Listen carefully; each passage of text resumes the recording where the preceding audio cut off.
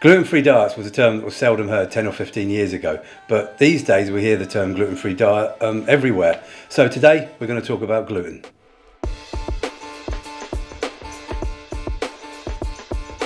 So what is gluten? Well, gluten is a protein that's found in wheat, barley and oats. It's actually a protein complex, and the key fraction of gluten is a protein called gliadin. Gliadin is the protein that certain people have a sensitivity to. Now, 25 years ago, back when I was at uni, there was only two conditions that were recognised for that people needed to follow a gluten-free diet, and they were celiac disease and dermatitis herpetiformis. These days, there are other recognised conditions: non-celiac gluten sensitivity and gluten-induced ataxia. Now, ataxia is a very debilitating neurological condition. It's quite rare in itself, and there's only one type of it that is linked to gluten, so it's very rare.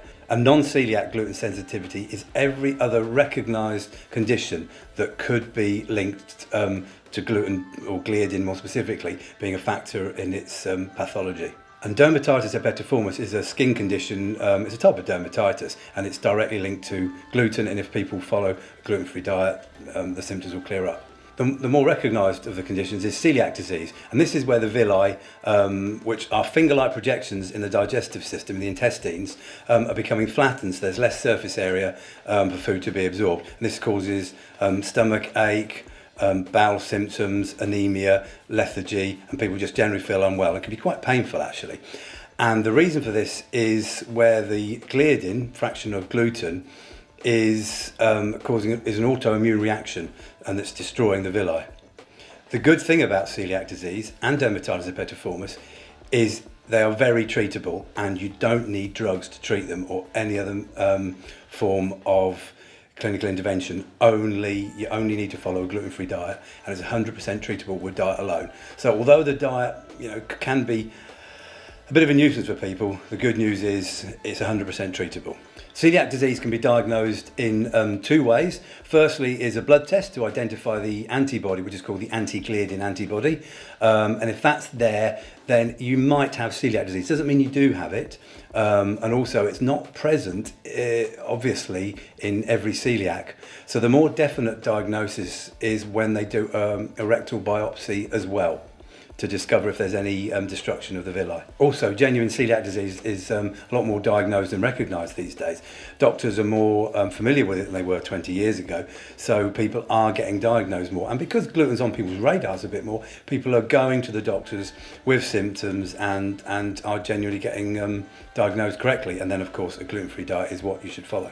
So a gluten-free diet involves avoiding any food that contains anything that comes from wheat, rye, barley or even oats. Now, oats are an interesting one because they don't actually contain gluten. They contain a very similar protein called avenin. Now, it's even rarer that people have actually got the intolerance to avenin. It does exist, but it's very, very, very rare. So some celiacs could possibly have oats. However, it's advisable that they have only special types of oats, gluten-free oats. This is because where the oats are grown, there is quite often cross-contamination from other fields of wheat, rye or barley, where the gluten has contaminated the oats, or in transport or storage. So you need to have certified gluten-free oats if you're a celiac. For something to be labelled gluten-free, it has to be tested and to be below 20 parts per million of gluten. For something to be labelled very low gluten, it needs to be less than 100 parts per million. But we don't, a celiac shouldn't follow a very low gluten diet. They should only make sure it's gluten-free. As I alluded to at the beginning, a lot of people are following gluten-free diets these days. It seems to be fashionable to follow a gluten-free diet for no good reason. Gluten has been touted as bad. It's not bad. It's just a protein. It's in fact good for you. It's just that certain people have an intolerance to gluten. So like happens a lot is other people think, well, okay, I'm intolerant to gluten as well. You're not. Okay, unless you've got any of those conditions that I've described, you're not intolerant to gluten. Now, you're going to be arguing with me now saying, yes, I am, I know if I have gluten. Well, I'm not, that's, you know your body best. But the only recognised conditions are the four conditions that I've mentioned. Now, the good thing, because lots of people these days think they need to follow a gluten-free diet, there is a lot of gluten-free foods that are available, or foods that were naturally gluten-free anyway, are now labelled so. So a celiac's life is now a lot easier, and that's a good thing. One question that gets asked quite a lot is, does gluten affect the gut microbiome? That's the gut bacteria, the natural flora. Well, the simple answer is, if you're celiac, then absolutely following a gluten-free diet will definitely improve your gut microbiome. You know, so many things come together when you follow the gluten-free diet. If you're a non-celiac and you're okay with gluten, there'll be no benefit at all. So why have gluten-free diets become so popular in the last few years? It's mainly down to marketing, and for some reason people feel there's a health benefit, so certain food companies and supermarkets have grabbed hold of this and pushed the fact that, you know, that you can get gluten-free items there.